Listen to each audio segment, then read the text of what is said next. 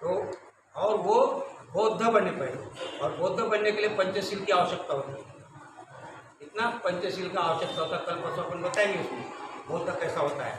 तो बौद्ध बनना मतलब पंचशील का आचरण करना। तो इन्होंने दीक्षा लेने, मैं तब तक दीक्षा नहीं लूँगा जब तक मैं पंचशील का आचरण नहीं करूँगा। और इनको लगा कि मैं तो आचरण कर ही नहीं रहा हूँ, तो मैं बौद्ध कब बनूँगा। तो उनको नहीं, पहले दीक्षा लूँगा, फिर वो बौद्ध बनने के बाद मैं आचरण करना अपने आप आ जाएगा। तो इन्होंने 1991 में दीक्षा ली कि मैं बौद्ध हूँ, और तब से वो आचरण कर रहे हैं। और मात्र 4 वर्ष के बाद 1995 में इनको धम्मचारियों ने देखा कि इसमें बहुत उमंग है, बहुत ही इनमें लगन है बुद्ध धर्म के बारे में और आगे जानने की, और वो प्रवचन भी अच्छा देते थे। तो इनको धम्ममित्र की दीक्षा इनकी 1995 में। और धम्ममित्र की दीक्षा होने के बाद इनको पंचशील का, और इसको हम कहते हैं गहराई से आचरण करना है, धम्म का अध्ययन करना है। जैसा धम्म जानना जरूरी है, अगर बोलेंगे हम तो हमें धम्म मालूम होना चाहिए ना, है क्या। और आचरण भी होना चाहिए। जो हम कहते हैं ना, वो त्रिरत्न वंदना में विद्याचरण बोलते हैं ना, अपन विद्याचरण, और विद्या और आचरण दोनों जरूरी है। नहीं तो आचरण नहीं और बोलना गलत है ना। तो ऐसा नहीं, तो इन्होंने आचरण करना शुरू किया, और इनकी दीक्षा धम्मचारी की, ऐसा लगा धम्मचारियों को, और इनको भी इन्होंने अपना प्रयास किया। और 2003 में ये धम्मचारी बने, अर्थात आज उनको मेरे से भी सीनियर है अनुभव। 2003 में इनकी दीक्षा युवा धम्मचारी में ये थे उस समय, अर्थात 2003 में इनकी जब दीक्षा हुई, और तब से आज का है कितना 2022, 19 वर्ष हो गए इनको काम करते हुए। और ऐसे धुआंधार बल्लेबाजी कर रहे समझिए तब से, है ना। कितना साल हो गए, 19 साल से। हाँ, रिकॉर्ड तोड़ दिया उन्होंने। और आज तक कोई धम्मचारी, कोई भी धम्मचारी आज तक, प्रज्ञा रश्मि जी कब से आप धम्मचारी बने, कितने प्रवचन दिए आज तक, कितने दिए, कितने दिए, याद ही नहीं उनको। मेरे को याद नहीं मेरा कितना दिए, मेरे को याद नहीं मेरा कितना प्रवचन दिए, लेकिन है ना। लेकिन इनकी याददाश्त देखिए, जागरूक देखिए, इन्होंने आज तक 4148 प्रवचन दिए।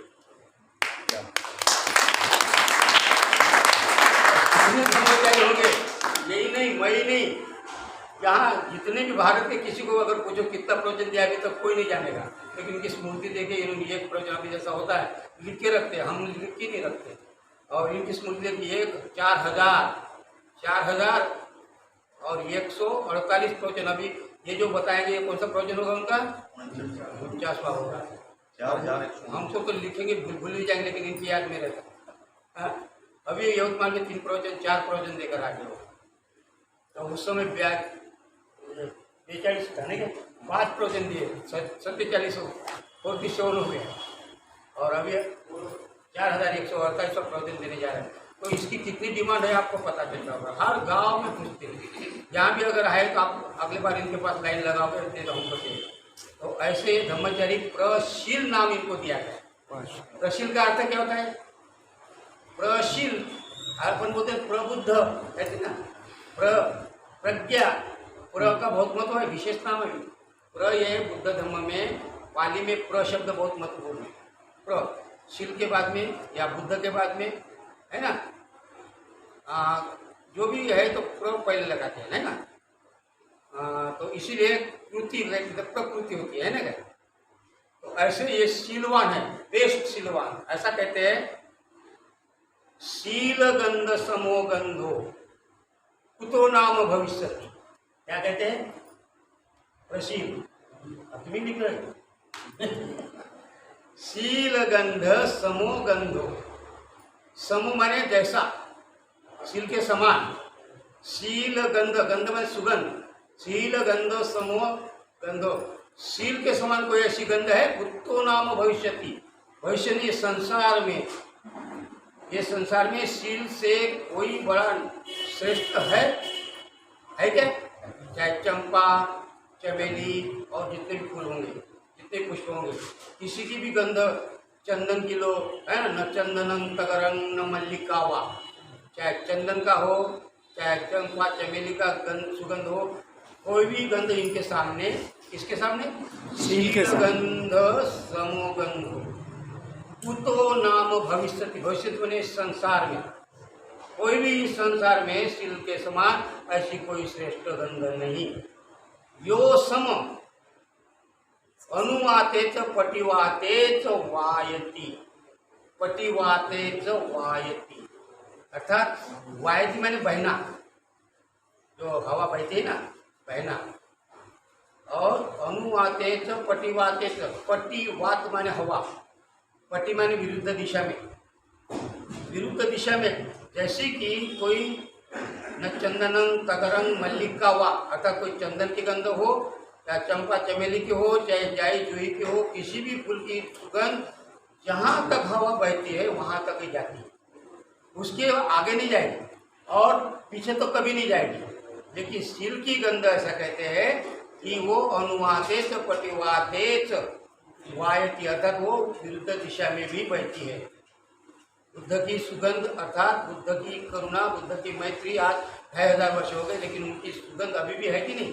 तो सील की गंध वो विरुद्ध दिशा में भी, चारों दिशा में भी बहती है। तो इसी प्रकार उनको नाम दिया प्रशील। इनकी सील की भी गंध है और इस सील के समान चमकते हैं, इसलिए इनके गुरु ने, इनके कल्याण मित्र ने इनको नाम दिया प्रशील। तो ऐसे ब्राइट, सीलवान, प्रज्ञावान है और इनके आप सुनेंगे तो उन्हीं की आपको पता चलेगा इनकी कैसी क्वालिटी है। तो मैं ज़्यादा समय न लेते हुए मैं इन्हीं को आप सभी की तरफ से याचना करता हूं कि आप अपना परिचय सुनें और इनके लिए जोरदार तालियों के साथ में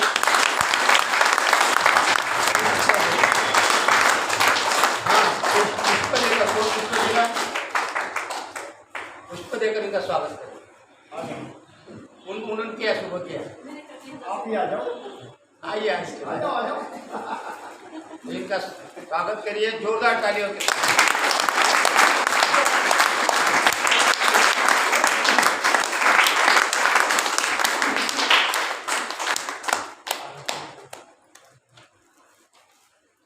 तो हमने कुशील तो बहुत देखे, कुशील तो बहुत देखे, मगर सुशील नहीं देखे, और सुशील से बढ़कर है तो ये प्रशील देखे।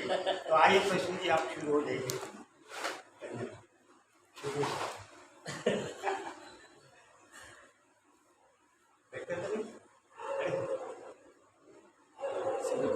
लड़की बैठे थे नीचे,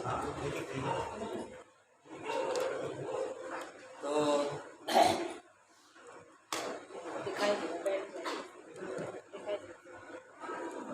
विश्ववंदनीय महाकारुणिक तथागत भगवान बुद्ध और जिन्होंने हमें बुद्ध की राह दिखाई, वो हमारे मसीहा डॉक्टर बी.आर. अम्बेडकर और बाबा साहब के धम्म ब्रदर बनते संगरक्षित जी। और इधर मेरे बहुत अच्छी तारीफ की वो मेरे प्यारे दोस्त, जाने माने दोस्त नागरत्न जी, ये शिविर के लीडर है, कैप्टन है। और आदरणीय ब्रह्मचारी प्रज्ञारश्मि, ब्रह्मचारी मित्रोधर, वेर इज मित्रोधर, श्रमण चित्त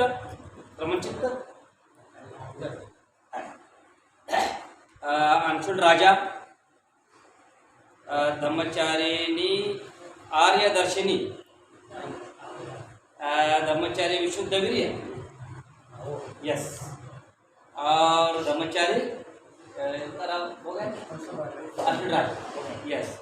और सभी मेरे बहनों भाइयों और शाला कॉलेज के लड़कियों, मेरे दोस्त, सभी को मेरा प्यार भरा जय भीम, नमो बुद्धाय, जय भीम, जय भीम, जय भीम, जय भीम, जय भीम।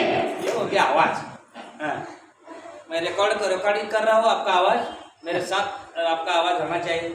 ये मेरी इंस्पिरेशन है, ये मेरी प्रेरणा है। और आज प्रवचन देने के वक्त मुझे बहुत ही आनंद हो रहा है, बहुत ही आनंद महसूस हो रहा है और बहुत ही प्रसन्न लग रहा है, प्रसन्नता आ रही है। और मैं दिल्ली में प्रवचन दे रहा हूँ, ये मुझे बहुत खुशी की बात है, ये मेरे लिए बहुत बड़ी बात है। दिल्ली क्या होती है, दिल्ली में क्या है? दिल्ली किसके लिए फेमस है दुनिया में? दिल्ली को दुनिया में लोग क्यों पहचानते हैं? क्या आइडेंटिटी है दिल्ली की? तो दिल्ली है ना, बाबा साहब डॉक्टर भीमराव अंबेडकर, ये हमारे मसीहा की कर्म भूमि है। ऐसे दिल्ली में, दिल्ली के माटी के कण कण में हमें जो माथा झुकाया, क्योंकि मेरे बाबा के चरण, मेरे बाबा का टच ये माटी के कण कण में हो गया है। ये भावना, ये श्रद्धा मेरे मन में दिल्ली में, दिल्ली स्टेशन में उतरेगा तो आई, मन में आई। ये बात बहुत बड़ी बात है। बाद में ये दिल्ली क्या है, सेकेंड पॉइंट है, अतिशय इम्पोर्टेंट पॉइंट है कि दिल्ली ये दुनिया के लिए संविधान भूमि है।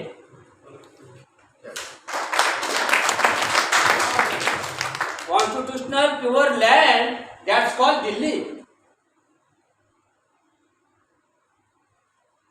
और दिल्ली और एक आइडेंटिटी है दिल्ली की, और एक पहचान है दिल्ली के पूरे विश्व में।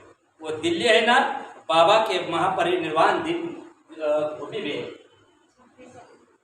यस, बाबा की महापरिनिर्वाण भूमि भी है।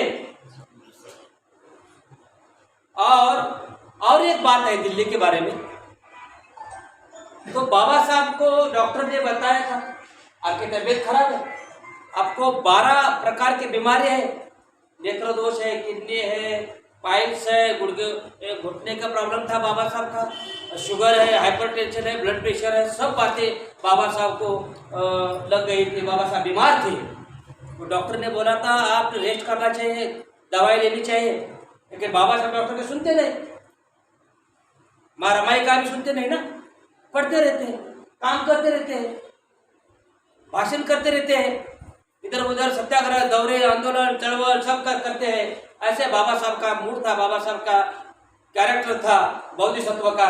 और बाबा साहब को भी डर लगा आपके तबीयत, आपकी हालत खराब है, तो क्या करना।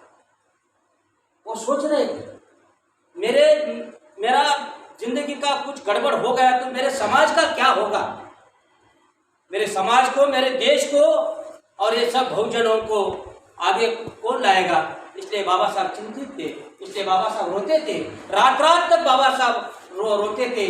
और बाबा साहब ने सोचा कि मुझे बौद्ध बनना चाहिए।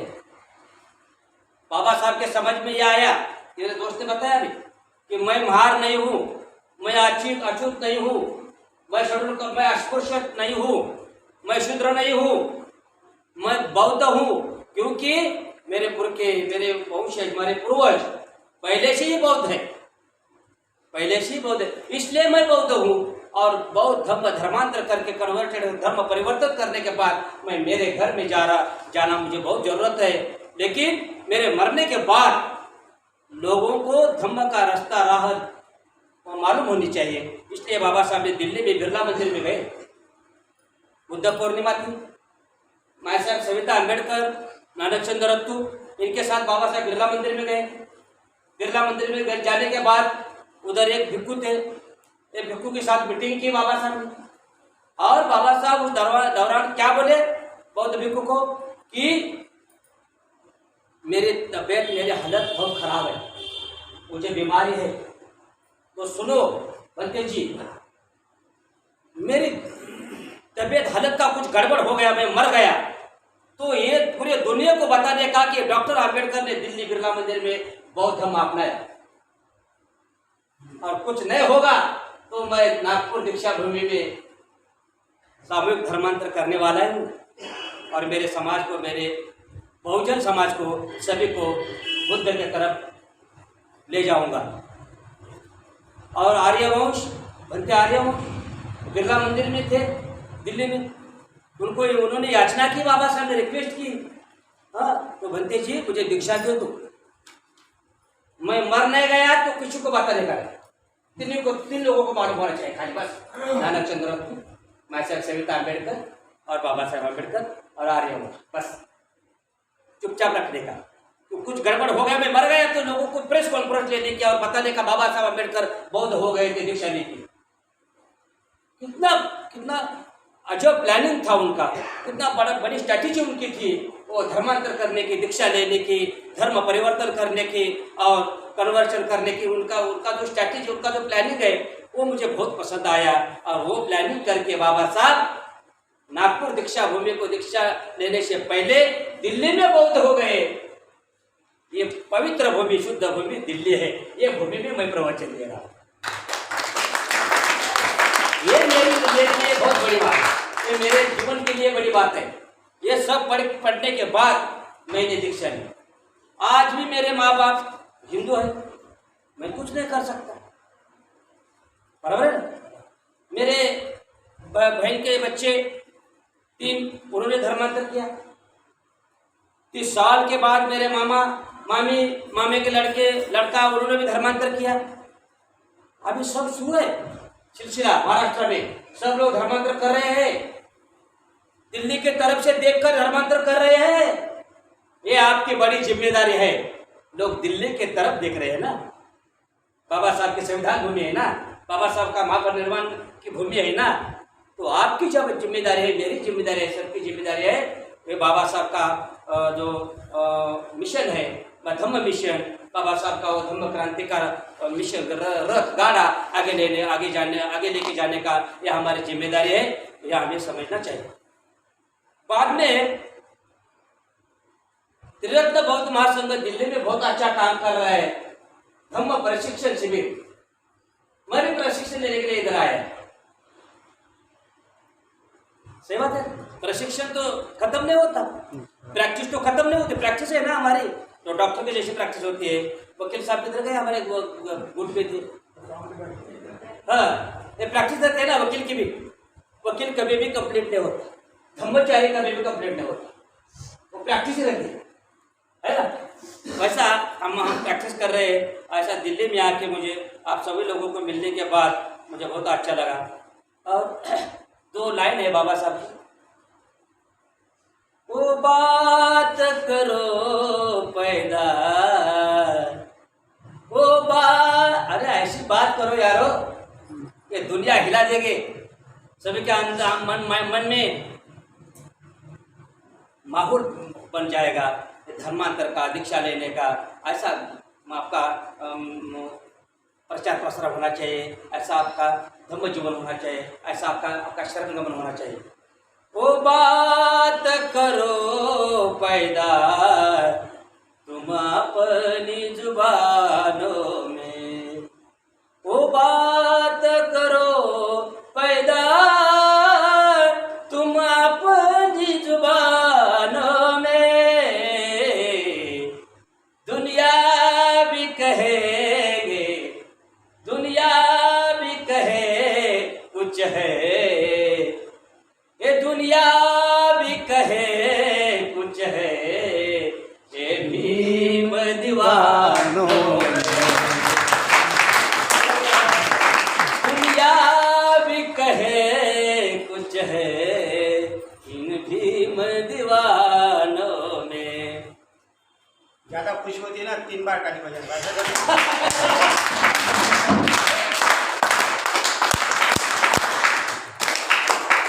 Thank you. तो मेरे भाइयों, मेरे दोस्तों, मेरे बहनों, आज मैं आपके सामने जो प्रवचन देने वाला हो तो डॉक्टर आम्बेडकर के धम्म क्रांति। बाबा साहब ने धर्मांतर किया, बाबा साहब ने कन्वर्शन किया, बाबा साहब बौद्ध बन गए 14 अक्टूबर 1956 में। तो सब लोग क्या लिख रहे थे बाबा साहब के धर्मांतर के बारे में, धर्मांतर हो गया, अच्छा हो गया, वैसा हो गया, ऐसा हो गया, है ना। लेकिन भंते संरक्षित बाबा साहब के गुरु बंधु उर्गेन संरक्षित, क्या उनका कैसा थिंकिंग रहता है, हट के थिंकिंग रहता है उनका। उन्होंने क्या बताया, बाबा साहब अम्बेडकर की धम्म क्रांति, ये अलग सोच है, ये अलग थिंकिंग है भंते का। बाबा साहब की धम्म क्रांति, चाइना की क्रांति, रशिया की क्रांति, अमेरिकन क्रांति, मॉडर्न क्रांति, आधुनिक क्रांति, वो क्रांति जैसे दुनिया में होते हैं, चाइना की क्रांति, कम्युनिज्म की क्रांति, वो दुनिया में, विश्व में जो क्रांति हो गई, वो क्रांति में बाबा साहब का धम्म क्रांति, इसलिए भंते सोच रहे थे। और भंते ने एक प्रवचन दिया। बाप भंते क्या बोले आपको मालूम है क्या? अरे इतना अच्छा बोले ना भंते संरक्षित, तुम बौद्ध नहीं हो। बाप रे, केरोड़ा में सब लोग हिल गए। आजू कैसे बात करें, हम तो बाबा साहब के अनुयायी है, जय भीम बोलो, ऐसा है वैसा है, हम ऐसा है। अरे नहीं नहीं नहीं नहीं, ऐसे बौद्ध नहीं होते। प्रैक्टिस करनी चाहिए, आचरण करना चाहिए, पंचशील का 10 लेने चाहिए, 22 प्रतिज्ञा का पालन करना चाहिए। ढंग के बात कर रहे कौन से आप वैसे बोले, बरोबर है। और भंते और बाबा साहब का दो में बहुत अच्छा साम्य है। बाबा साहब क्या बोलते हैं, मैं महार नहीं हूं, मैं अछूत नहीं हूं, मैं शूद्र नहीं, मैं चांडाल नहीं हूं, मैं बौद्ध हूं। और भंते जी क्या कहते हैं, मैं क्रिश्चियन नहीं हूं। क्या कितनी बड़ी बात है, मैं क्रिश्चियन नहीं हूं, मैं बौद्ध हूं, मैं धम्म का अनुयायी हूं, बुद्ध का फॉलोवर हूं। ऐसा बोलने के लिए बहुत बड़ा डेयरिंग लगता है, मामूली बात नहीं। जय भीम बोलना क्या मामूली बात है क्या, नमो बुद्धाय बोलना एक ऐसी सादी बात है क्या। दिल लगता है अंदर, दिल होने की वजह से कोई भी आदमी जय भीम और नमो बुद्धाय नहीं बोल सकता। अरे लोग इधर उधर देखते हैं जय भीम करते वक्त, हाँ बोला बोला, नमस्कार नमस्कार, गुड मॉर्निंग गुड मॉर्निंग, अरे ऐसे करते हैं बस नहीं, ऐसे इधर मालूम होगा ना भाई अछूत है, ऐसे देखते लोग बहुत चालाक है हमारे, है ना, ऐसा है क्या। बराबर। आपको मालूम है मेरे भांजा है ना, भांजा बोलते ना, भांजा बहनीचा मुलगा भांजा, उनका शादी नहीं हो रही क्योंकि वो बहुत बन गया मेरा जैसा। और उधर के लोग एससी लोग या अछूत लोग या महार लोग, अरे बस वो लड़की देखे नहीं, धर्मांतर करने वाले को रोटी बेटी नहीं होता। ये बहुत बड़ी प्रॉब्लम है ना हमारा। हमारे लोग स्टेज पे बहुत बड़ी बातें करते हैं, अब भारत बौद्ध में होना चाहिए है। अरे आपका क्या, आपका लड़की का क्या, आपका बहन का क्या, आपका ब्रदर का क्या होगा, नहीं वो मत बोलो, वो ऐसा रहेगा। और भारत बौद्ध में कैसा हो सकता है, भारत बौद्ध में इतने फंसाने की बात करते हैं, 65 साल हो गए। सही बात। तो गया उनके साथ, चलो मामा। और वो लिखता था उनके क्या रहता है, बायोडाटा रहता है, उसमें मेरा मामा धर्माचार्य है। फेल प्रोग्राम धर्माचार्य, जाति का नहीं ना, अस्पृश्य नहीं है, शूद्र नहीं ना, जात समझते नहीं ना, धर्माचार्य जात समझते नहीं ना, धर्माचार्य नहीं क्या, वो मार में गया ऐसा वो। मेरे बहन है ना, मेरी बहन होशियार है, उनके ध्यान में आया। मैं उधर जाता हूँ, वो पोहे देते थे खाने के लिए, कुछ उपमा देते थे खाने के लिए, खाते हैं, लड़की आती है, देखता है, बोलता है, और मेरा फोन बजता है, हेलो जय भीम नमो बुद्धाय, प्रशील बोल रहा हूँ, आई एम स्पीकिंग प्रशील, जय भीम जय भीम जय भीम। 2 बार फोन 3 बार फोन आया और समझ गया ये हमारे जात के नहीं। फिर प्रोग्राम माझा मेरे बहन के ध्यान में आया, और बहन ने क्या क्या मालूम है, बोले दादा तुम ब्रदर ऐसा मत करो, तुम एक बार बताओ देखो हम क्या होता है। मुझे नहीं लिया, वो गए, वो बराबर हो गए शादी। समझ में आया, ये प्रॉब्लम है, रोटी बेटी का प्रॉब्लम है। रोटी बेटी गाटी बेटी, विदाउट रोटी बेटी कैसे होगी बौद्धों की यूनिटी। क्या बात करें, इसके ऊपर कोई विचारवान साहित्यिक लेखक प्रबोधनकार बात नहीं करता रोटी बेटी के बारे में। रोटी बेटी के बारे में बोलना चाहिए। मैं भी बौद्ध हो गया कोल्हापुर में, मुझे भी लगा जय भीम वाली बात को चाहिए, नहीं दिया, उधर के बोले उधर गया, इधर के बोले उधर से आया। कैसा था मेरा वो शरार, जैसा क्या होता है शरार जोड़ का, ऐसी मेरी अवस्था थी। कुंपणावर पड़ना है, बांधावर पड़ना है, भयानक अवस्था। मैंने क्या सोचा, मैंने क्या शादी करने के लिए, बस ब्रह्मचार्य होने का, अनागारी होने का, बुद्धन शरणं गच्छामि बात मारने का। उस टाइम मेरा दोस्त था ऐसा है, उन्होंने एक लड़की को बोला, अरे इतना अच्छा लड़का है, जॉब में है, MA BA है, MA है, कुछ अच्छा है, धम्म मित्र है। बाद में एक लड़की तैयार हो गई, मुझे बहुत अच्छा लगा। पहले बार चॉइस किया ना किसी ने, बहुत अच्छा लगा। 8 दिन में ऐसा ही चलता रहता था, मुझे समझता नहीं कि किधर जा रहा है, किधर चल रहा है। फोन आया ना, पहला फोन आया ना, आई लव यू पहला फोन आया। अरे कैसा लगेगा यार? आपको जरा सोचो, जरा आपका अपनी जवानी का जरा सोचो कैसा लगता है। तो बाबा साहब जिनके घर में गए, उन घर की लड़की, उन मकान की लड़की, वो प्योर पवित्र घर की लड़की मिली। ये मेरे सौभाग्य की बड़ी बात है। और त्रिरत्न बौद्ध महासंघ से रोटी बेटी हो गई। तो डरो मत यार, धर्मांतर करने के लिए, दीक्षा लेने के लिए, बौद्ध बनने के लिए मत डरो मत, आओ। तो विरोह का आदर्श है, सादी बात, सीधी सादी बात नहीं, सिंपल बात नहीं वो। और बाद में जो मेरा सब्जेक्ट है आज, तो डॉक्टर आम्बेडकर की धम्म क्रांति, डॉक्टर आम्बेडकर की धम्म क्रांति। वो बाबा साहब ने धम्म क्रांति कैसी की, क्या किया, कैसा हो गया, ये इसके बारे में आपके सामने मैं थोड़ा बताऊंगा। तो डॉक्टर आम्बेडकर ने हिंदू धर्म का त्याग क्यों किया? बाबा साहब ने ये मनुवादी धर्म और वैदिक धर्म और ब्राह्मणवादी सिस्टम क्यों छोड़ दिया? इतने हजारों साल ये चलती आ रही थी, आपको मालूम है? अरे आप, हम पहले से ही बौद्ध है। वो थिंकिंग क्या है बाबा साहब का? बाबा साहब क्या बोलते हैं? पहला सिंधु नाग इंडिया, फर्स्ट सिंधु नाग इंडिया, हाँ सिंधु नाग इंडिया, बाद में वैदिक इंडिया, ब्राह्मण इंडिया। वैदिक इंडिया के बाद ब्राह्मण इंडिया, ब्राह्मण इंडिया के बाद हिंदू इंडिया, हिंदू इंडिया के बाद अशोका इंडिया, अशोका इंडिया के बाद मुस्लिम इंडिया, मुस्लिम इंडिया के बाद क्रिश्चियन इंडिया, ब्रिटिश इंडिया, और ब्रिटिश इंडिया के बाद डेमोक्रेटिक संवैधानिक इंडिया, डॉक्टर आम्बेडकर का इंडिया।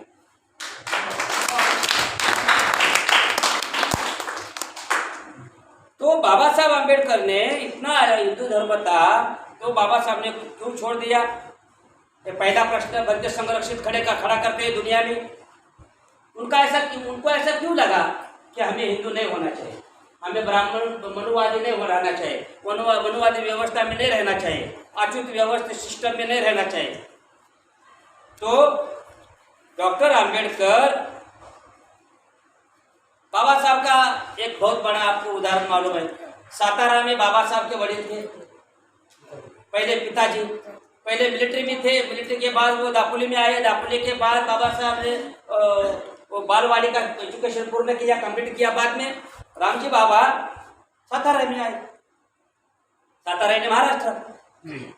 उधर आने के बाद रामजी बाबा, बाबा साहब जब ब्रदर बम्बई में एजुकेशन लेते थे, वो अपने पिताजी को मिलने के सातारा में गए, स्टेशन पे गए, गाड़ी गई, वो बच्चे थे, और गाड़ीवान को वो बोले ना हमें छोड़ दो उधर, तो गाड़ीवान क्या बोला?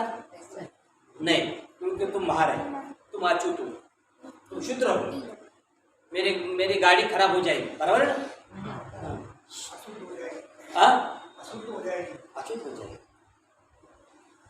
तो बाबा साहब बोलते हैं मुझे हमें तो जब टाइम रात हो गई, खाना खाया, टिफिन खाया, खाना खाने के बाद बाबा साहब को पानी नहीं मिला,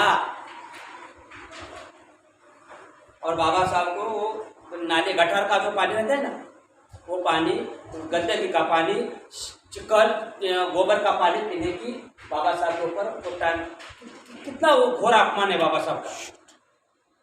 इसलिए मराठी गाना कैसे है मालूम है आपको? थांबा ओ थांबा गाडीवान दादा,